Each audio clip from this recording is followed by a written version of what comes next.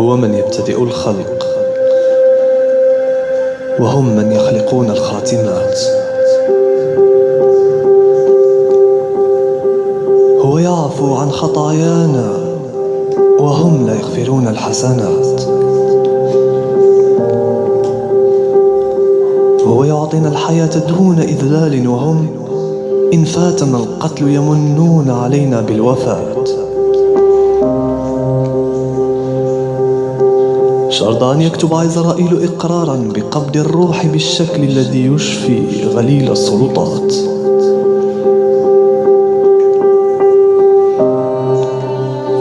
وهم يجيئون بتفويض إلهي، وإن نحن ذهبنا لنصلي الذي فوضهم فاضت علينا الطرقات، واستفاضت قوة الأمن بتفتيش الرئات عن دعاء خائن مختبئ في السكرات، وبرفع البصمات عن أمانينا. وطارت عشرات الطائرات لاعتقال الصلوات. ربنا قال بأن الأرض ميراث التقاة، فاتقينا وعملنا الصالحات. والذين انغمسوا في الموبقات سرقوا ميراثنا منا، ولم يبقوا لنا منه سوى المعتقلات. طفح الليل،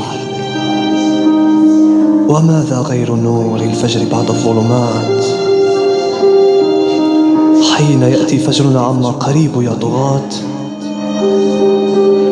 يتمنى منكم خيركم لو أنه كان حصاة أو غبارا في الفلات، أو بقايا بارة في وسط شات.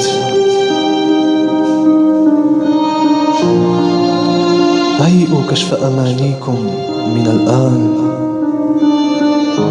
فإن الفجر آت. أظننتم ساعة السطو على الميراث أن الحق مات؟ لم يمت،